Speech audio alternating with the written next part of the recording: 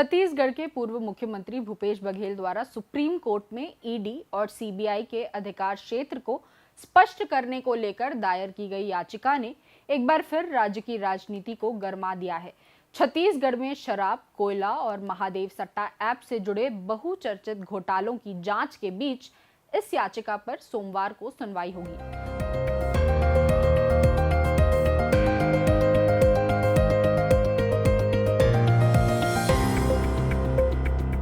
नमस्कार, खबरों की खबर में आपका स्वागत है। छत्तीसगढ़ के पूर्व मुख्यमंत्री भूपेश बघेल की सुप्रीम कोर्ट में दाखिल याचिका एक साधारण कानूनी कवायद नहीं, बल्कि सत्ता, एजेंसियों और विपक्षी पार्टियों के बीच तीव्र टकराव की प्रतीक बन गई है।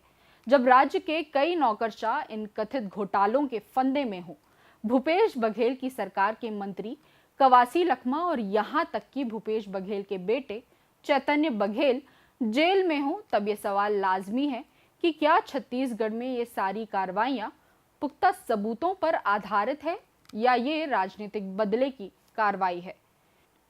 कई विशेषज्ञ मानते हैं कि अग्रिम जमानत एक संवैधानिक अधिकार है और यदि किसी व्यक्ति को गिरफ्तारी का खतरा है तो उसका कानूनी संरक्षण मांगना स्वाभाविक है। लेकिन इससे दो कदम आगे बढ़कर भूपेश बघेल ने ईडी और सीबीआई के अधिकार क्षेत्र को लेकर ही सवाल उठा दिए हैं। एक याचिका में भूपेश बघेल के बेटे ने जहां अपनी गिरफ्तारी को चुनौती दी है, वहीं एक दूसरी याचिका में भूपेश बघेल ने मनी लॉन्ड्रिंग कानून यानी धन शोधन निवारण अधिनियम और अन्य संबंधित कानूनों के तहत ईडी और सीबीआई के अधिकार क्षेत्र पर सवाल उठाते हुए दोनों एजेंसियों द्वारा विभिन्न कानूनों के दुरुपयोग को रोकने की मांग की है। उन्होंने इन दोनों एजेंसियों को लेकर कई सवाल उठाए हैं। जब ये कदम कोई पूर्व मुख्यमंत्री उठाता है, खासकर तब जब राज्य में कोई चुनाव नहीं होने वाला हो और मामला राजनीतिक रूप से संवेदनशील हो, तो इसके कई अर्थ भी तलाशे जाते हैं।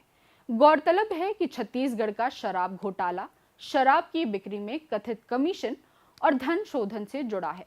इसमें सीबीआई और ईडी दोनों जांच कर रही हैं। शराब घोटाला मामले में 5 महीने पहले 10 मार्च को ईडी ने पूर्व सीएम भूपेश बघेल के घर छापेमारी की थी। ये जांच करीब 10 घंटे तक चली। टीम के जाने के बाद खुद पूर्व सीएम ने बताया था कि 32 से 33 लाख रुपए और दस्तावेज टीम ले गई है। उन्होंने दावा किया था कि जो पैसे जब्त किए गए हैं वो घर परिवार के सदस्यों के पैसे हैं। इसके बाद ईडी ने पिछले महीने 20 जुलाई को पूर्व सीएम भूपेश बघेल के बेटे चैतन्य बघेल को गिरफ्तार किया। ईडी द्वारा 2100 करोड़ रुपए के कथित शराब घोटाले में चैतन्य बघेल को भी लाभ पहुंचाने का दावा किया गया था।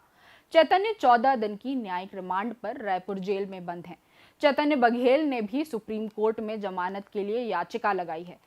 4 अगस्त यानी कल रिमांड खत्म हो रही है।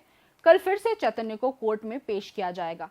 जब पूर्व मुख्यमंत्री कहते हैं कि उन्हें भी उनके बेटे की तरह राजनीतिक द्वेष का शिकार बनाया जा सकता है, तो ये केवल व्यक्तिगत डर नहीं बल्कि राजनीतिक नैरेटिव गढ़ने का प्रयास भी है।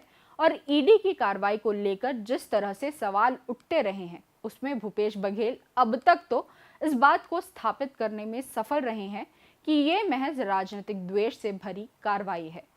असल में ईडी की सक्रियता पिछले कुछ वर्षों में अभूतपूर्व रही है, लेकिन इन कार्रवाइयों का अधिकांश फोकस विपक्षी दलों के नेताओं पर ही होता है। देश भर के आंकड़ों की बात करें तो 2011 से 2023 तक ईडी ने 5892 मामलों में जांच शुरू की, लेकिन इनमें केवल 8 मामलों में दोष सिद्ध हो सके। संसद में प्रस्तुत आंकड़ों के अनुसार 2019 से 2024 के बीच 911 अभियोजन दर्ज हुए, पर दोष सिद्ध केवल 42 मामलों में हुई। इससे ईडी की 0.1% से भी कम दोष सिद्धि दर सामने आती है। ये आंकड़े दर्शाते हैं कि ईडी की कार्यवाही अधिकतर गिरफ्तारी तक ही सीमित रह जाती है और न्यायालय में उसके आरोप टिक नहीं पाते। ये अनायास नहीं है कि पिछले कुछ सालों में अदालतों में ईडी की कार्रवाई को बेहद संदेह के साथ देखा गया है। 2022 में जस्टिस एएम खानविलकर की अध्यक्षता वाली बेंच ने कहा था कि ईडी के पास व्यापक अधिकार हैं, लेकिन इनका दुरुपयोग नहीं होना चाहिए। 2023 में न्यायालय ने महाराष्ट्र और झारखंड के मामलों में ईडी से सवाल किया, क्या आप विपक्षी दलों के ही नेताओं को निशाना बना रहे हैं? सुप्रीम कोर्ट ने पिछले एक वर्ष में ईडी की कार्यप्रणाली पर कई तीखी टिप्पणियां की है। पार्था चट्टोपाध्याय मामले में कोर्ट ने पूछा, आपकी दोष सिद्धि दर क्या है? अगर ये 60 से 70% होती तो हम समझते, लेकिन ये बहुत ही कम है। छत्तीसगढ़ के कोयला घोटाले में सुनील अग्रवाल बनाम ईडी केस में अदालत ने कहा, केवल मौखिक बयानों के आधार पर गिरफ्तारी नहीं हो सकती, दस्तावेजी साक्ष्य अनिवार्य हैं। कर्नाटक एमयूडीए केस में न्यायालय की टिप्पणी थी, राजनीतिक लड़ाइयां चुनाव में लड़ी जाएं, जांच एजेंसियां उनके औजार औजार न बने। इसी साल मई 2025 की सुनवाई में कहा गया, ईडी की कार्रवाई संघीय ढांचे का उल्लंघन करती प्रतीत होती है, राज्यों की स्वायत्तता से छेड़छाड़ संविधान के खिलाफ है। ये टिप्पणियां बताती हैं कि सर्वोच्च न्यायालय भी जांच एजेंसियों की भूमिका को लेकर आशंकित है। सीबीआई की जांच को लेकर पिछले कई सालों से कई तरह के सवाल उठते रहे हैं, जिसमें सीबीआई की छवि महज विपक्ष के खिलाफ कार्रवाई करने वाले एजेंसी की तरह स्थापित कर दी गई है। अब जबकि इन दोनों ही एजेंसियों के खिलाफ भूपेश बघेल आक्रामक तरीके से सामने आए हैं, तो सबकी नजरें सोमवार को अदालत की कार्रवाई पर रहेगी।